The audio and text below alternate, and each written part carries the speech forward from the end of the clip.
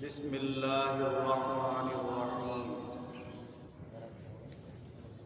یا ایہا الذین آمنوا اذا قمتم الى الصلاة فاغسلوا وجوہکم وایدیکم الى المرافق وامسحوا برؤوسکم وارجلکم الى الکعبین وإن كنتم جنبا فاطہروا۔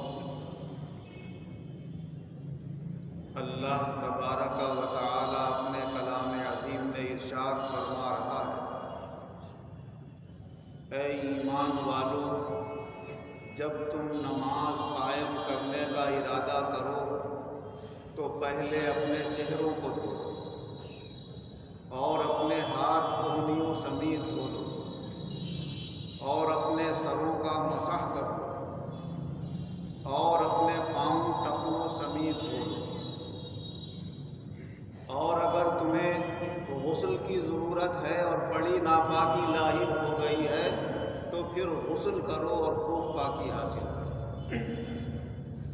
وَإِن كُنتُم مَّرْضَىٰ أَوْ عَلَىٰ سَفَرٍ أَوْ جَاءَ أَحَدٌ مِّنكُم مِّنَ الْغَائِطِ أَوْ لَامَسْتُمُ النِّسَاءَ فَلَمْ تَجِدُوا مَاءً فَتَيَمَّمُوا صَعِيدًا طَيِّبًا فَامْسَحُوا بِوُجُوهِكُمْ وَأَيْدِيكُمْ۔ اور اگر تم سفر میں نکلے ہوئے ہو یا تمہیں کوئی بیماری لاحق ہو گئی ہے اور پھر تم بیت الخلاء سے فارغ ہوئے ہو یا اور بڑی ناپاکی تمہیں لاحق ہو گئی اور پانی کا استعمال نہیں کر سکتے، وضو نہیں کر سکتے، غسل نہیں کر سکتے، تو تیمم کرو، اور تیمم میں اپنے چہروں کا مسح کرو اور اپنے ہاتھوں کا مسح کرو۔ اس مبارک آیت میں اللہ تبارک و تعالی نے پاکی حاصل کرنے کا مکمل قانون بیان کر دیا۔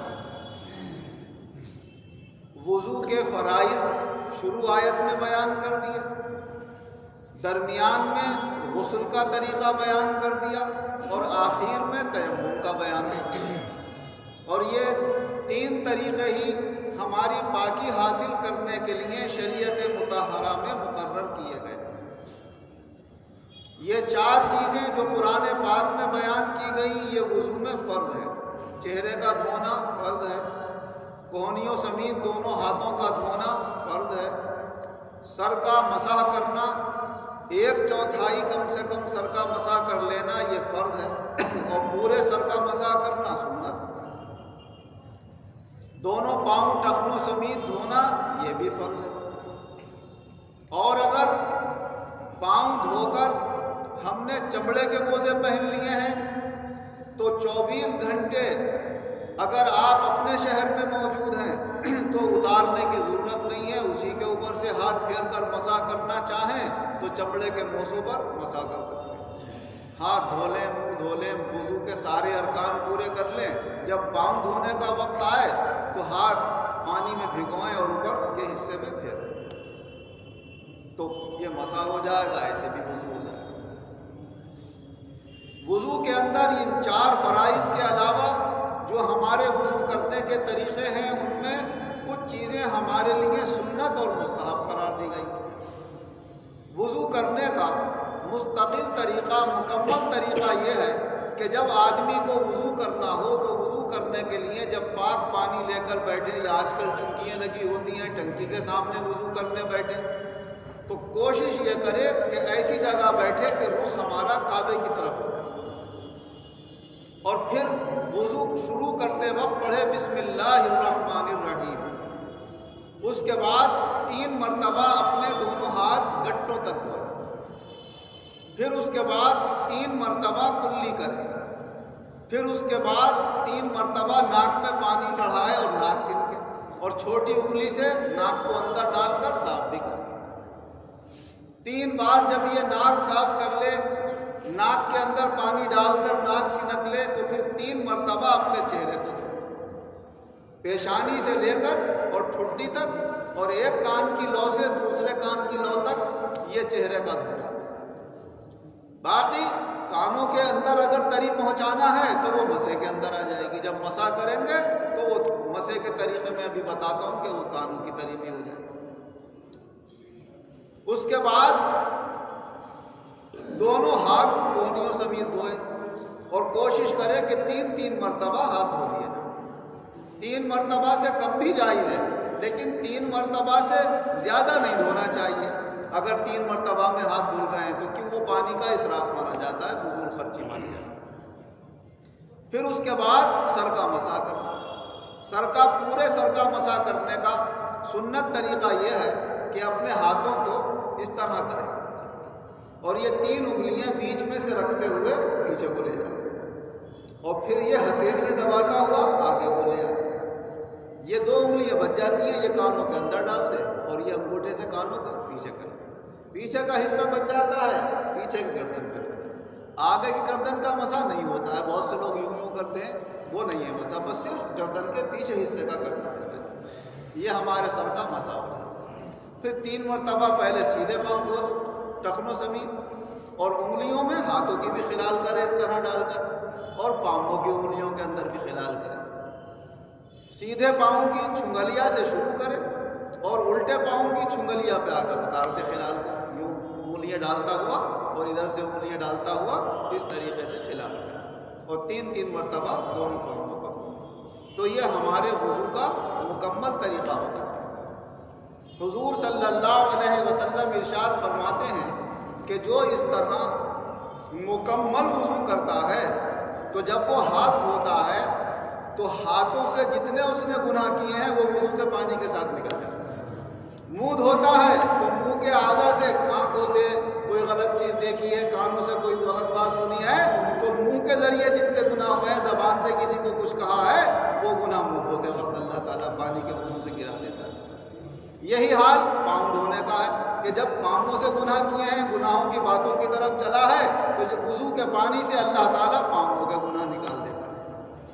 اور یہ گناہ صغیرہ تو وضو کر کے معاف ہو جاتے ہیں, باقی توبہ کرتا ہے اللہ سے تو اللہ گناہ کبیرہ معاف کر دیتا ہے. اور جب نماز پڑھ کے بندہ فارغ ہوتا ہے تو اللہ کے یہاں سے اپنی نماز کا پورا ثواب لے کر واپس ہوتا ہے. یہ تو ہو گیا ہمارے وضو کا طریقہ. غسل کے اندر 3 چیزیں فرض اور ضروری ہیں. ایک کلی کرنا, اگر روزہ نہ ہو تو غرارہ بھی کرنا چاہیے تاکہ حلق کے قریب تک پانی پہنچ جائے. 3 مرتبہ کلی کرنا, 3 مرتبہ ناک میں پانی ڈالنا, خوب چڑھائے ناک میں پانی اگر اوپر جانے کا اندیشہ نہیں ہے اور اس کا روزہ نہیں ہے تو, اور پھر 3 مرتبہ پورے بدن پر پانی پائے. تو یہ 3 ہمارے غسل کے لیے ضروری ہے, کلی کرنا, ناک میں پانی ڈالنا اور پورے بدن پر پانی بہانا. پانی اس طرح بہائے کہ سر سے لے کر پاؤں تک کوئی بھی حصہ ہمارا خشک نہ رہتا, پورے جسم کے اوپر پانی آ جائے. اور اب مل کے نہانا ہے, اپنے جلد کو صاف ستھرا کرنا ہے تو وہ بندے کو اختیار ہے, مگر پانی پورے بدن پر پہنچنا چاہیے, پورا بدن اس کا صاف ہونا چاہیے. یہ تو ہو گئے فرض غسل کے کہ اس کے بغیر تو غسل ہوگا ہی نہیں. یہ 3 چیزیں تو کرنا غسل میں ضروری ہے. یہ 3 چیزیں کر لی آپ کا غسل ہو گیا. اب جب نماز کا وقت آئے اور آپ کو وضو کرنا ہے تو وضو کر لیجیے. اور اگر آپ نے سنت طریقے سے غسل کیا ہے تو پہلے آپ استنجا کریں. استنجا کر کے اپنا الٹا ہاتھ مٹی سے یا صابن سے مل کر اس کو دھوئیں گے. پھر اس کے بعد جیسے نماز کے لیے وضو کرتے ہیں پورا وضو کریں گے, اور پھر اسی طرح جیسے بدن پہ پانی بہاتے ہیں, ملتے ہیں, صاف ستھرا کرتے ہیں, اس طرح آپ اپنے بدن کو دھو لیں گے. تو اس میں سارے فرائض بھی ادا ہو جائیں گے غسل کے, اور سنتیں بھی ادا ہو جائیں گی.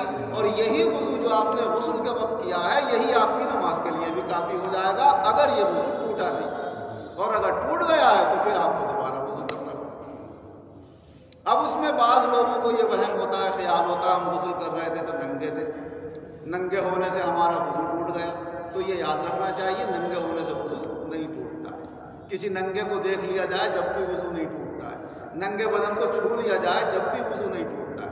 وضو ٹوٹتا ہے یا تو ہوا خارج ہونے سے, یا خواہش کے ساتھ کسی کو ہاتھ لگاتے ہیں تو ہلکا سا پتلا سا پانی سے نکل جاتا ہے کبھی کبھی, تو مزی کہتے ہیں اسے, اس کے نکلنے سے وضو ٹوٹ جاتا ہے.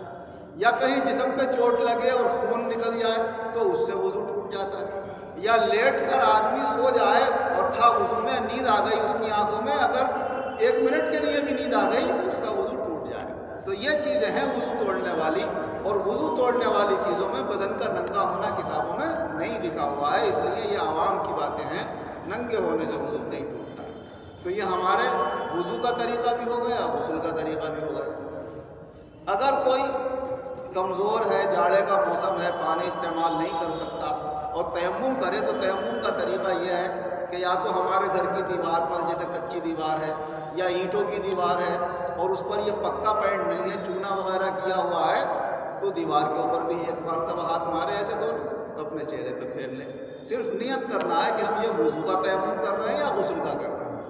کبھی کبھی ایسا ہے، بعض جگہ آدمی ایسا ہے کہ وہاں گرم کرنے کی کوئی چیز نہیں ہے پانی کی، یا جلدی ہے، جمعے کی نماز تیار ہے اور اسے جمعے کی نماز پڑھنا ہے جا کر، اور پانی استعمال نہیں کر سکتا، ٹھنڈا پانی ہے بہت، تو اس وقت آدمی تیمم کر سکتا ہے اگر اس کو پانی نقصان پہنچا رہا ہے، ٹھنڈا نقصان نہیں پہنچا رہا ہے تو کوئی حرج کی بات نہیں۔